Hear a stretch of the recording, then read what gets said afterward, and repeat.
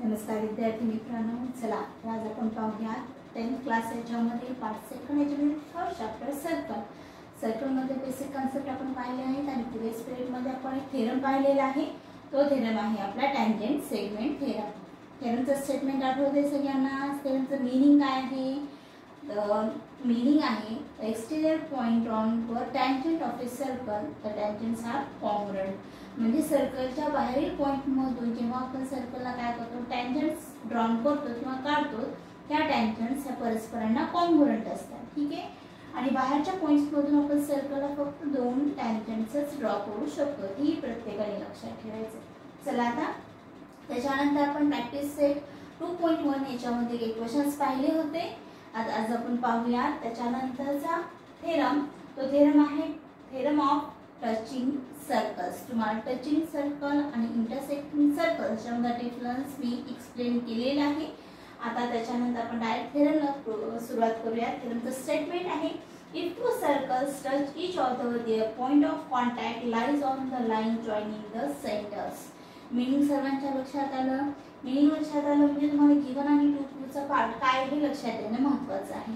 So याच्यामध्ये दोन circles आहेत, ते एकमेकांना इंटरसेक्ट होत आहेत, परंतु याच्यामध्ये एक्सटर्नली आणि इंटरनली टच करतात हे आपल्याला माहित नाही। त्याच्यामुळे आपण दोन्ही फिगर्स ड्रॉ केलेले आहेत। फर्स्ट फिगर आहे तुमचे हे दोन्ही सर्कल एकमेकांना काय करतात, एक्सटर्नली टच करतात। सेकंड फिगर मध्ये इंटरनली टच करतात। First centre of circle O P okay intersect each other at a point T as it is.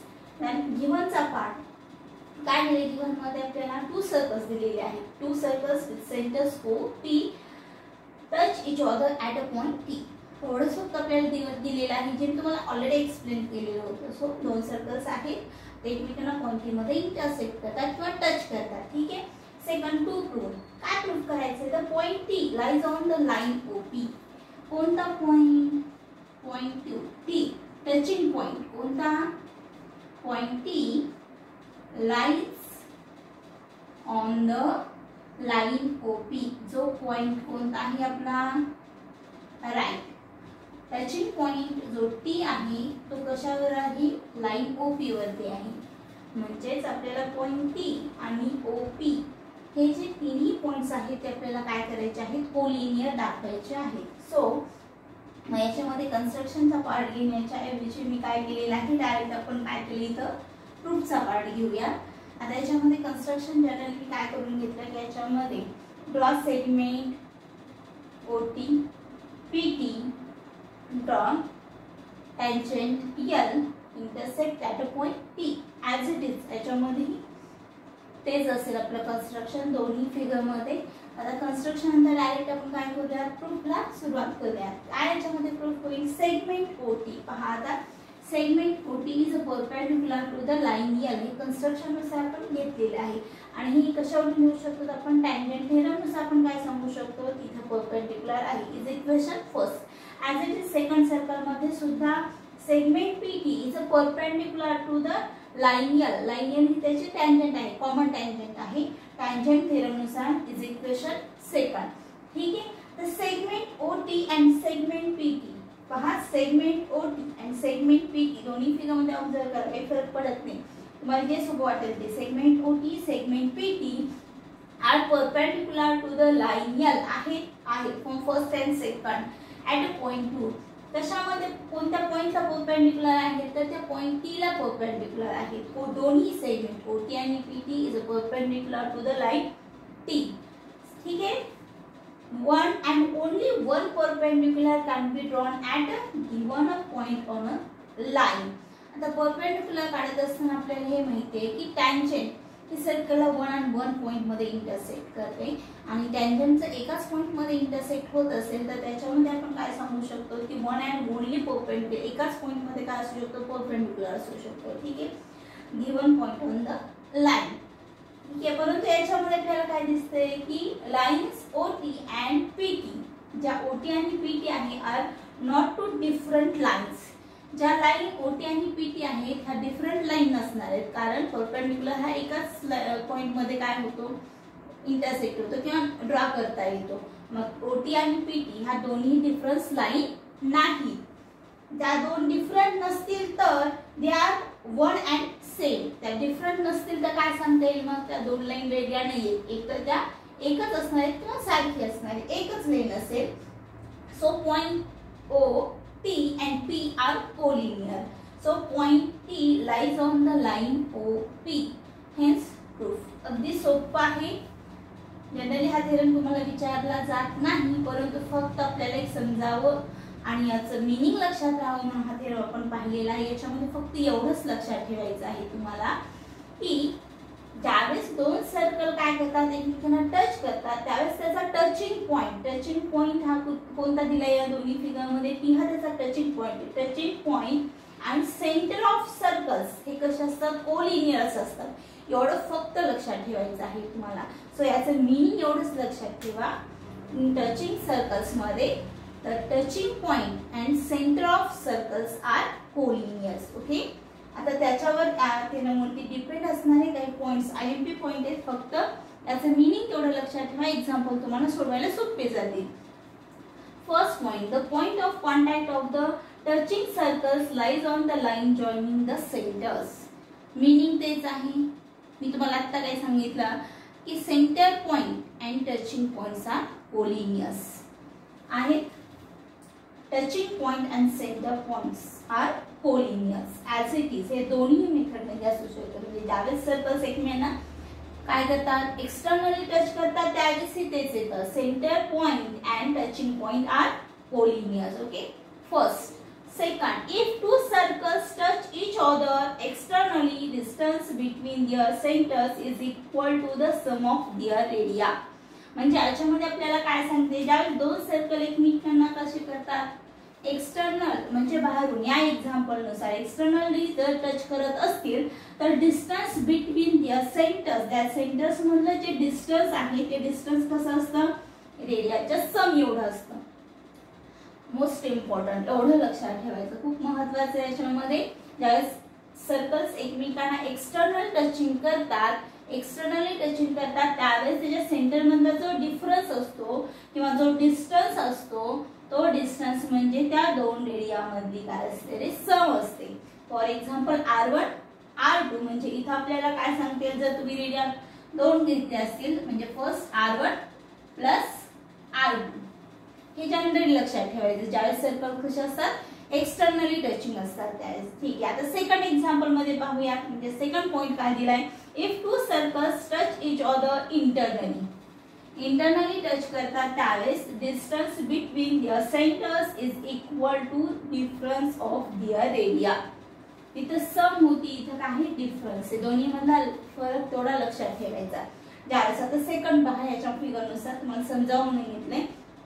याच्यामध्ये आपल्याला काय करायचं आहे पहा. त्याच्यामध्ये ज्यावेळेस दोन सर्कल एकमेकांना काय करतात, एक्सटर्नली टच करतात त्यावेळेस आपण पाहिला. आता आपण पाहणार आहोत इंटरनली टच करतात त्यावेळेस त्या दोन सेंटर मधला जो डिस्टन्स असतो तो डिस्टन्स म्हणजे त्या रेडियस मधला डिफरन्स असतो. म्हणजे इथं काय असणार आहे, सबट्रॅक्शन असेल. दॅट मीन्स जर तुमची लार्जर रेडियस किती असेल, R1 असेल आणि स्मॉलर रेडियस R2 असेल तर त्याच्यामधला जो डिफरन्स आहे किंवा जो डिस्टन्स आहे तो डिस्टन्स म्हणजेच काय असेल, डिफरन्स म्हणल्यानंतर सबट्रॅक्शन. दॅट मीन्स काय असेल इथं, R1 मायनस R2. हे दोन्ही प्रत्येक विद्यार्थ्यांनी लक्षात ठेवायचं. ठीक आहे. आणखी इथं वाटलं तर रिपीट करते. ज्यावेळेस एक्सटर्नली टच करतात त्यावेळेस दोन सेंटर मधला जो तुमचा डिस्टन्स असतो त्यावेळेस रेडियसची सम घ्यायची. त्यावेळेस दोन सर्कल एकमेकांना इंटरनली टच करतात त्यावेळेस दोन सेंटर मधला जो तुमचा डिस्टन्स असतो त्यावेळेस रेडियस मधला डिफरन्स घ्यायचा. इथपर्यंत सर्वांच्या लक्षात आलं. ठीक आहे. चला आता आपण काय करूया, त्यावर आधारित असलेले काही एक्झाम्पल्स पाहूया. तोपर्यंत प्रत्येक विद्यार्थ्यांनी लिहून घ्यायचं.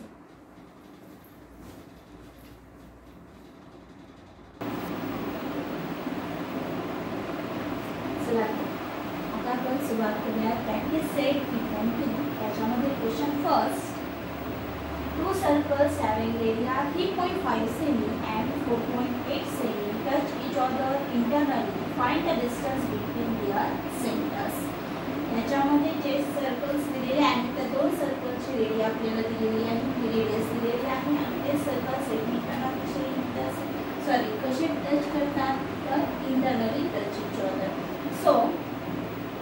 एक्झाम्पल सॉल्व करत असताना आपण रेडियस कन्सिडर करूया सुरुवातीला. First of all, let the radii of two circles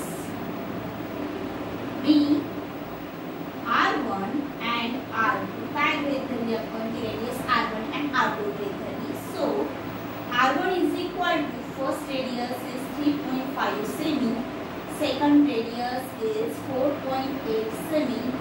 Now इथपर्यंत सर्वांच्या लक्षात आलं असेल. Now the two circles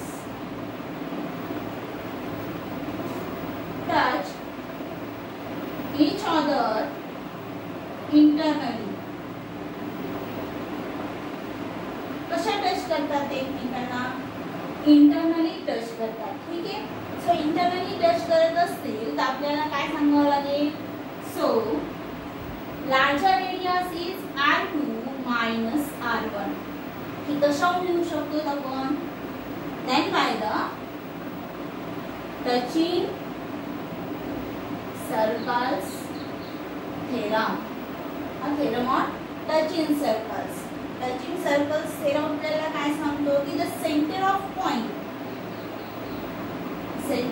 circles and touching points are collinears. आणि जर तसं असेल तर ज्यावेळेस दोन सर्कल हे इंटरनली टच करतात त्यावेळेस त्याच्या सेंटर मधला जो डिस्टन्स असतो तो डिस्टन्स हा कशावर असतो? हा डिस्टन्स असतो त्याच्या रेडियसच्या डिफरन्स एवढा असतो. तो डिफरन्स म्हटल्यानंतर सबट्रॅक्शन हे आपल्याला माहिती आहे.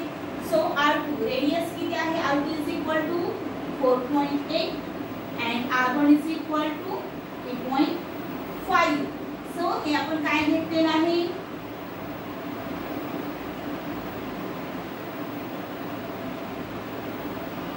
डिस्टन्स ऑफ टू सेंटर्स किती मिळालेलं आहे आपल्याला? So distance of two centers is 1.3 semi. So आपण काय सांगू शकतो? काय फाइंड आउट करायचं होतं आपल्याला? Distance between two centers is 1.3 semi. हे एक्झाम्पल सर्वांच्या लक्षात आलं असेल. अगदी सोपं एक्झाम्पल आहे, हे लिहून घ्या.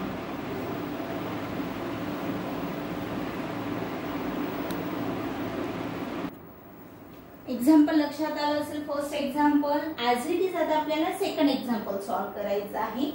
सो सेकंड एक्झाम्पल पाहूया काय दिलं याच्यामध्ये.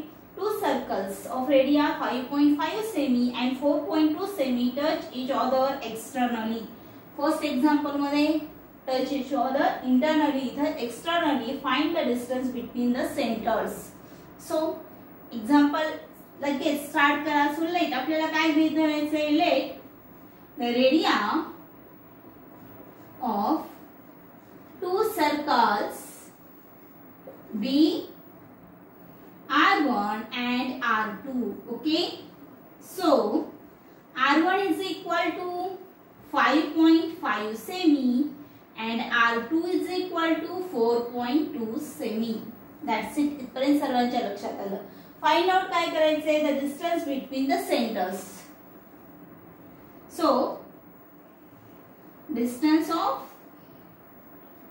To centres is equal to, first of all याच्यामध्ये जे दोन सर्कल्स आहेत एकमेकांना कसे टच करतात? एक्सटर्नली टच करतात. So R1 plus R2.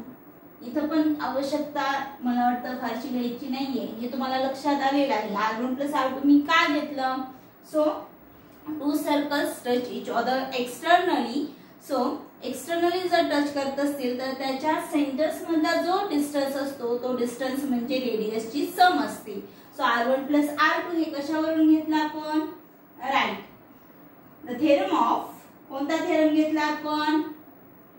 Theorem of touching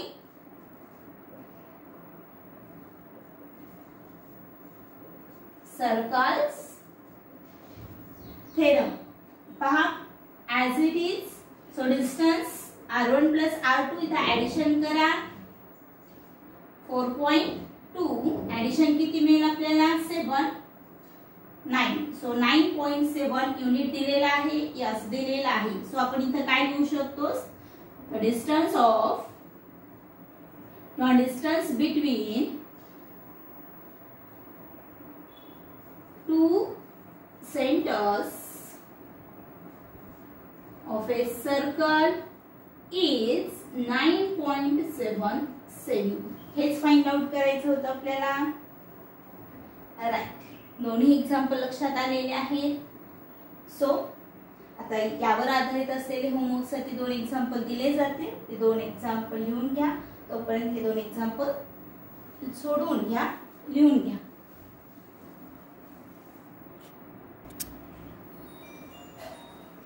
चला तर आता एक्झाम्पल लिहून झाले असतील तुमचे. तर प्रत्येक विद्यार्थ्यांनी होमवर्कसाठी हे दोन्ही एक्झाम्पल्स लिहून घ्यायचे आहेत आणि ते कंप्लीट करून ग्रुपवरती सेंड करायचे आहेत. ठीक आहे.